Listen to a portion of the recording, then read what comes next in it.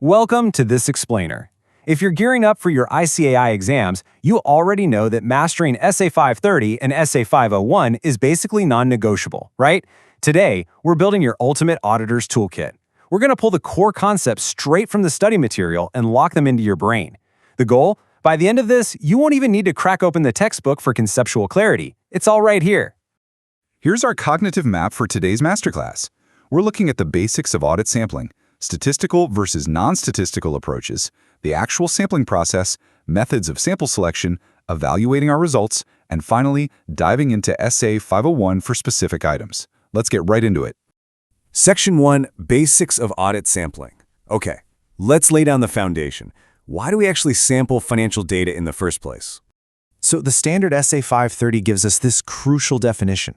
Audit sampling is simply applying your audit procedures to less than 100% of items within a population. And why? Well, you can't check every single transaction, right? It's practically impossible. Sampling gives us a reasonable basis to draw solid conclusions about the entire population. But here is the kicker. For it to truly count under this standard, absolutely every sampling unit needs an equal chance of being selected. No playing favorites. Of course, before you even select a sample, you need a population. And for your sampling to actually mean anything, you've got to remember 3 specific characteristics of a reliable population for your exams. Number 1, appropriateness. It has to actually be relevant to what you're trying to achieve with your audit objective. Number 2, completeness. So if you're testing a control over the whole year, your population literally has to include all relevant items from that entire period, not just a few months. And number 3, reliability. The data has to be complete and accurate. If it's flawed from the start, well, your sample and maybe your whole audit is completely compromised. Now, here's a vital exam definition you really need to commit to memory right now. Tolerable misstatement. Think of this as your absolute ceiling. It's a monetary amount that you, the auditor, set. Basically, you're looking for an appropriate level of assurance that this specific monetary limit is not exceeded by the actual real-world misstatements hiding in the population. It's your safety net. Moving to Section 2, Statistical versus Non-Statistical. This is where things get really interesting. How do we actually decide our approach for tackling that population we just talked about? Looking at the contrast here is super fascinating. On one hand, you've got statistical sampling. This is the scientific route. It uses random selection and the mathematical laws of probability to evaluate your results, so zero personal bias. On the other side, non-statistical sampling is a bit simpler and leans heavily on your personal experience and gut judgment as an auditor. Now, neither of these is inherently wrong or right. In fact, choosing one over the other is purely a matter of your professional judgment. You'll usually base this decision on the size of the organization and how strong their internal controls are. All right, Section 3, the audit sampling process. So how does this actually play out in the real world? What does the day-to-day workflow look like? Let's map this out step by step. First up is sample design, where we really nail down the specific purpose of our test. Then, we figure out our sample size, which needs to be large enough to reduce our risk to an acceptably low level. After that comes the actual sample selection, picking the items, followed by getting our hands dirty and performing the audit procedures on them. And finally, evaluating results. We have to see what any deviations we found actually mean for the whole population.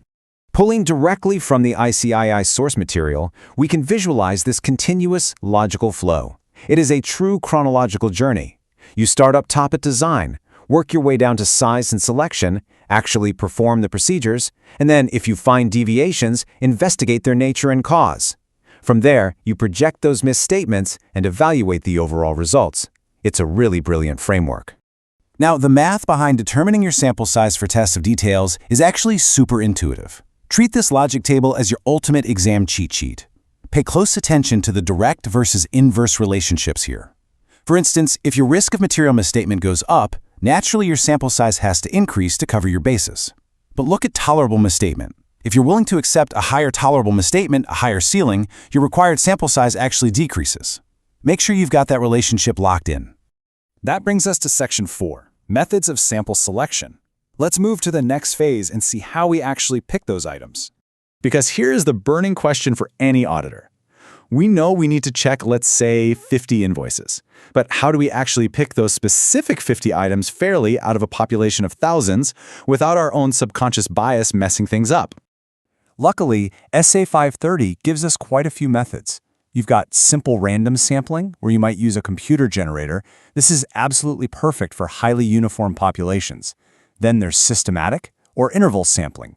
This is where you divide the total population by your sample size to get a fixed interval, like, say, picking every 50th invoice.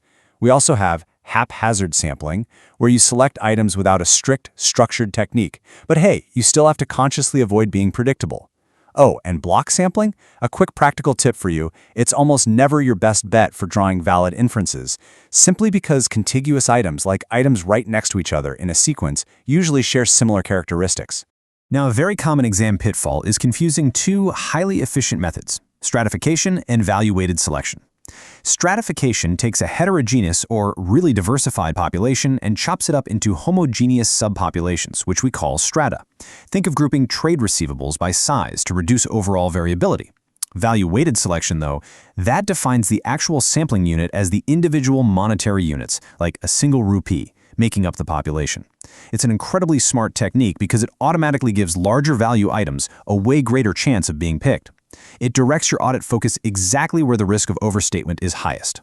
Moving right along to Section 5, evaluating the sample results. Okay, we've tested our items. Now we need to figure out what any deviations actually mean for the audit.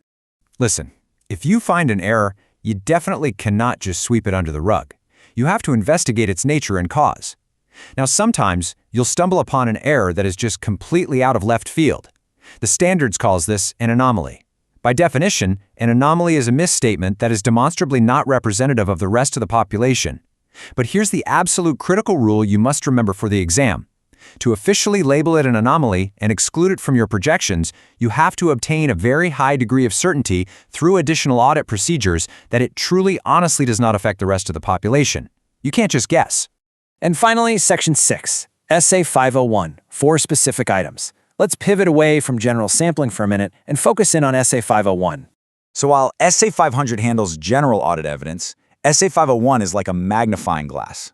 It zeroes in on obtaining sufficient appropriate evidence for 3 very specific and historically very risky areas on the balance sheet. We're talking about the existence and condition of inventory, the completeness of litigations and claims involving the entity, and the presentation and disclosure of segment information. Let's take a closer look at the first 2, as they are huge for your exams. When it comes to inventory, if it's material to the financial statements, your attendance at the physical inventory counting is strictly mandatory. The only exception is if it's completely impracticable. And when you attend, you aren't just standing around drinking coffee. You have to execute 4 specific steps. You need to evaluate management's instructions for recording the count, critically observe how they actually perform their procedures, physically inspect the inventory yourself to check its condition, and perform your own independent test counts. If something crazy happens and you absolutely cannot attend, you're required to observe counts on an alternative date and perform tests on the intervening transactions. No cutting corners. Now, moving over to litigations and claims. Identifying material risks here requires some very strict proactive procedures. You absolutely cannot just sit back and wait for management to casually mention they're being sued. You've got to go digging. You must design specific procedures to identify these claims. This primarily means inquiring directly with management, but crucially, it also involves communicating with their in-house legal counsel. You have to ensure the financial statements reflect all potential legal realities completely and accurately. As we wrap up this explainer, I want to leave you with a core, slightly philosophical thought from the study material. Auditing always involves a calculated risk. The text explicitly points out that even if you checked 100% of the transactions, you still wouldn't get absolute satisfaction. There's always that tiny margin of doubt. And honestly, that state of uneasiness is exactly why we rely so heavily on these robust, structured sampling methods we just covered. Which leaves us to wonder, if even full, complete checking doesn't provide absolute certainty, how much risk are you truly willing to accept in your own sampling strategy? Let that sink in. Thanks for hanging out with me on this deep dive, and best of luck with your exam revision. You've got this.